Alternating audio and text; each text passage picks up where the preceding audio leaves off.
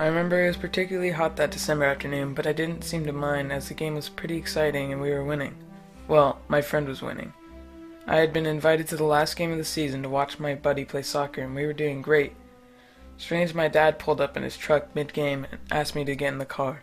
We're going home now. I scanned the halls of my mind to see what in the world I had done and why I was in trouble, as my dad looked pale and unusually serious.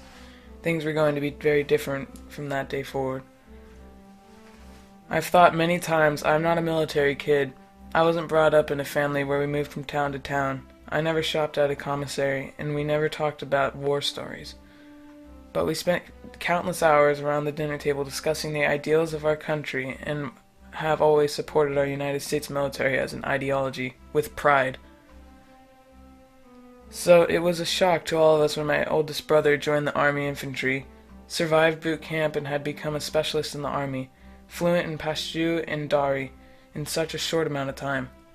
Now he was training the Afghan National Army so they could work toward a democracy, a better way of life, and here my brother is sharing his news from small villages surrounding Kandahar and Kabul, Afghanistan. It was funny that he would call me on my cell phone from the dusty desert across the world while I stood in line at SeaWorld in San Diego. My brother and I, though a few years apart in age, have always been extremely close. Every night during his time in Afghanistan, I would sneak my laptop into bed and see if he was online from some FOB, and during the sweltering heat of the day on a timed internet session. He would occasionally be online and tell me the stories of the day and how they would push back the Taliban and bring families back to their beloved homes. Occasionally, he would upload pictures of he and his buddies sleeping on the dirt in the mud huts with no blankets or pillows. Just the dirt walls, waving with their smiles on their faces at the camera. The military is a savior to so many people of Afghanistan. I am so proud of my brother's work and the work of his unit. I have become aware of so many atrocities that we never hear about in the Middle East. I have also been educated by my brother's efforts in helping to restore so much to an oppressed people. Afghanistan is riddled with drugs and saturated with pornography, something that isn't often mentioned in the media.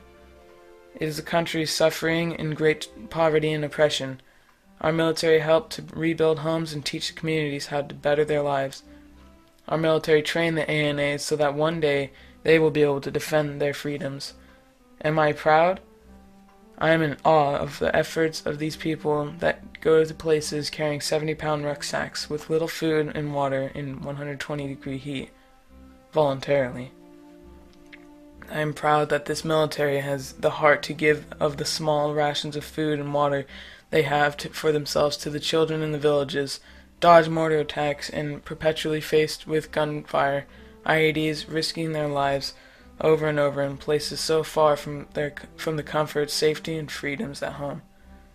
At times, proud seems like an understatement.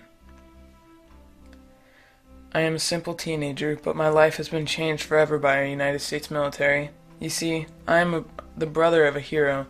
While fighting to continue the surge toward freedom, my brother was killed by a suicide bomber on December 12th, and my dad was picking me up at the soccer field to give me the devastating news.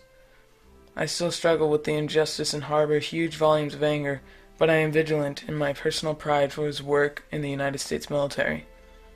I am proud of the celebrated acts and the unspoken kindness of our soldiers extend to the world. I am proud that our military is a beacon of light for the children in the war-torn streets with little hope left in sight except for a handful of hard candy from a soldier who received a package back from home. Every day I still picture the soldiers, my brother, our military, helping the mothers and fathers and children come back into their towns as they come alongside them to rebuild their homes they had been forced from weeks, months, even years earlier by the enemy. They are all my brothers and sisters now. I am forever military kin, and I can only hope my life demonstrates the pride I hold deep in my heart for the sacrifices our military makes every day for our beloved country. I am eternally proud. Is there pride in serving in our military? Our United States military is pride personified.